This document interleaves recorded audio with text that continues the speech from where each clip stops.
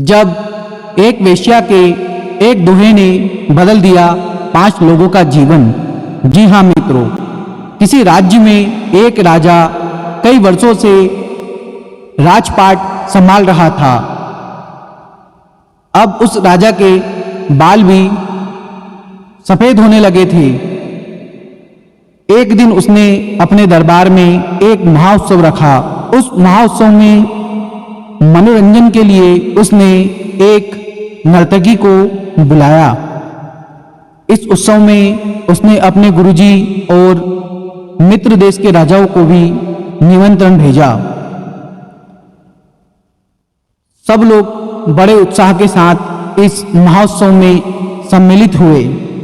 राजा ने कुछ स्वर्ण मुद्राएं अपने गुरुजी को दे दी ताकि जब भी गुरुदेव नर्तकी का नाच देखकर उसकी गानों की धुन सुनकर प्रसन्न होवे तो उसे पुरस्कृत करने के लिए कुछ स्वर्ण मुद्राएं नर्तकी को दे दे। सारी रात नृत्य चलता रहा, नर्तकी नाचती रही। बड़े उत्साह के साथ पूरा कार्यक्रम चल रहा था कि ब्रह्म मुहूर्त की बेला आई और नर्तकी ने देखा कि ये क्या, मेरा तबले वाला नींद के कारण ऊँघ रहा है।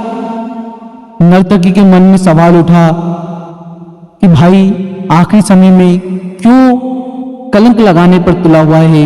नर्तकी ने अपने तबले वाले को जगाने के लिए एक दोहा पढ़ा कि बहु बीती थोड़ी रही, पल पल गई बिताई, एक पलक के कारणे क्यों कलंक लग जाए। अब इस दोहे का अलग अलग व्यक्तियों ने अलग अलग अर्थ निकाला। तबले वाला इस दोहे को सुनकर सतर्क हो गया और अपनी धुन में तबला बजाने लगा।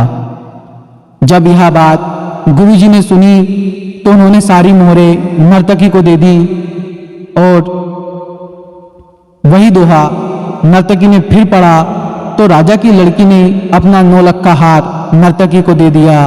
फिर नर्तकी ने यह दोहा पढ़ा तो राजा के बेटे ने अपना 9 लाख का हीरा जड़ित मुकुट नर्तकी को दे दिया।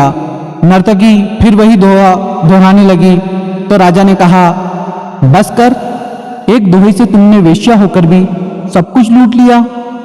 जब यह बात राजा के गुरु ने सुनी तो राजा के गुरु खड़े हो गए, आंखों में आंसू लिए और बोले, हे राजन, तुम इसे वेश्या मत कहो, यह तो मेरी भी गुरु माँ है। इसने मुझे सिखाया कि गुरुदेव पूरे जीवन तो आपने संयम पूर्ण होकर भक्ति की, क्यों आपने जीवन के आखिरी समय में मेरा नाच गान देखकर अपने भक्ति को नष्ट कर रहे हो। राजन, इसलिए ये मेरी गुरु माँ है। कमंडल उठाकर गुरुदेव जंगल की ओर चल पड़े। जब राजा की लड़की ने कहा, पिताजी मैं जवान हो गई हूँ, आप आंखें बंद किए बैठे हैं, मेरी शादी नहीं कर रहे थे और आज रात मैंने आपके महावत के साथ भागकर अपना जीवन बर्बाद कर लेना था, लेकिन इस नर्तकी ने मुझे सुमति दी कि जल्दीबाजी मत कर, कभी तो तेरी शादी होगी, क्यों अपने पिता को कलंकित करती है। युवराज ने कहा, पिताजी आप बूढ़े हो चले हो, फिर भी मुझे राज नहीं दे रहे थे।